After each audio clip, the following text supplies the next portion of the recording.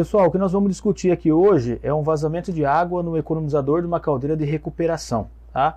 Mas primeiramente nós vamos mostrar para vocês o que é uma caldeira de recuperação. Vamos lá, Fábio? Ô, Luciano, antes de começar até mostrar, né, da introdução à caldeira, né, só ressaltar que quando a gente fala de vazamento de água, quem trabalha na operação de caldeira tem aquele pavor, né? Porque quando a gente começa a trabalhar, a primeira coisa que falam com a gente é: se você jogar um copo de água dentro da caldeira, pode explodir. Então, toda vez que fala em vazamento, seja na região da fornalha, seja no economizador, a gente precisa ter bastante cuidado em tratar desse assunto. Isso aí, Fábio. Então, inicialmente, só para colocar as pessoas sintonizar, porque eu sei que esse treinamento vai ter pessoas experientes com pessoas que estão começando agora na área de celulose e papel, ou mesmo estudantes da área de engenharia química, engenharia mecânica, elétrica, que querem se desenvolver no assunto, precisam pelo menos saber aonde que está o economizador dentro da caldeira, né? Então a ideia agora é mostrar, né, a posição desse equipamento dentro da caldeira, e a partir daí nós vamos começar a debater aqui a importância, quais são as tratativas que a gente precisa tomar, né? E é claro, contar aqui um caso, estudo, né? um caso, né? Que nós dois vivemos aí, e a ideia é passar a experiência aí para quem vai estar escutando. Tudo bem. Tá bom? Vamos lá, vamos conhecer um pouquinho de uma caldeira, então. Vamos lá. Então aqui, ó, vocês podem ver na figura, tá? É uma visão geral de uma caldeira de recuperação. Claro, varia um pouco de fabricante para fabricante, tá? Alguns detalhes são um pouco diferentes.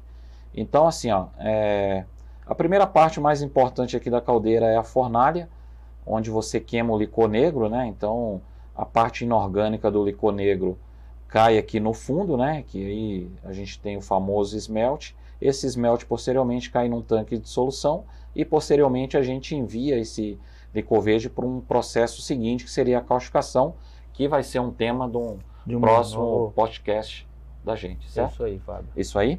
Então, assim, ó, depois que você queima o licor, né, a parte inorgânica vai fundir, e a orgânica vai ajudar a caldeira na geração de vapor, porque a caldeira, além de recuperar os químicos usados no processo de produção de celulose, também utilizamos para a geração de vapor, certo?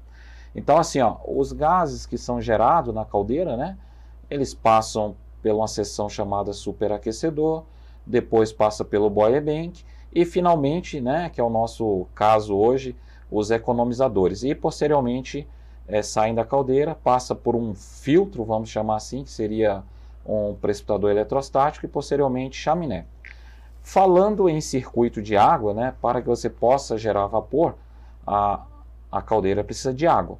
E essa água, o primeiro equipamento que essa água passa dentro da caldeira é no economizador, até chegar no balão de vapor da caldeira, e posteriormente ser distribuída aí pelas paredes da caldeira, até voltar novamente no balão de vapor, passando pelo superaquecedor, né, já na forma de vapor, fazendo o vapor saturado virar superaquecido, e posteriormente vai para os turbos geradores, para distribuição dentro da própria fábrica.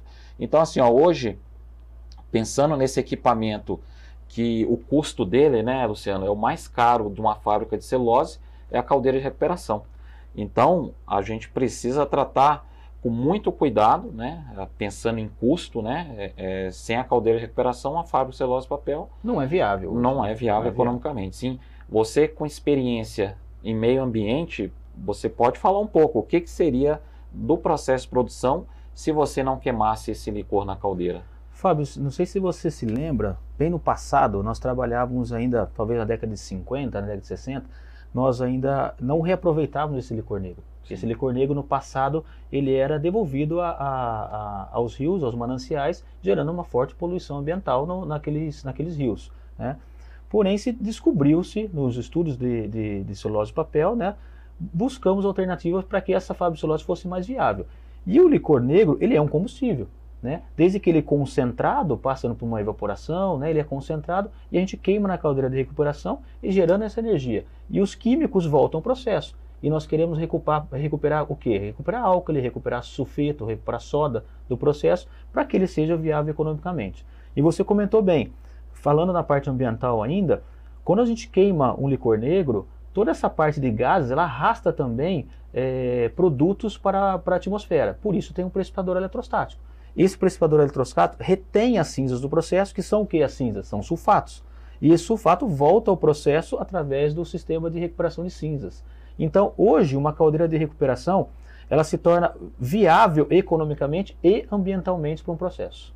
Justamente, Luciano. Então, assim, ó, pegando esse foco aí, questão ambiental, né, que é muito importante, é um dos pontos mais importantes, mas também, como o estudo de caso é falar do vazamento do economizador, né, tem uma parte muito importante que a gente precisa falar antes de entrar no estudo de caso, que quando você queima o licor, que ele gera o esmalte, esse esmalte está numa temperatura aproximada de 1000 graus, uma temperatura altíssima, né, que a caldeira trabalha. Então, assim, ó, havendo a possibilidade de entrar água em contato com esse esmalte, vai haver evaporação muito rápida da água, gerando gás com alta velocidade, né?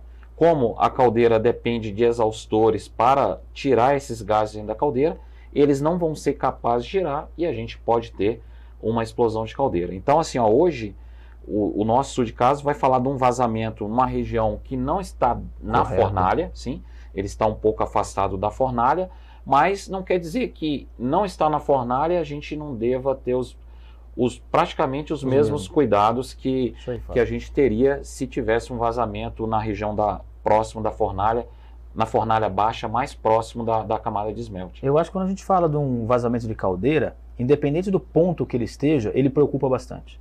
Né? É claro, quando a gente está falando de um vazamento na fornalha alta ou na fornalha baixa, isso nos preocupa muito, né?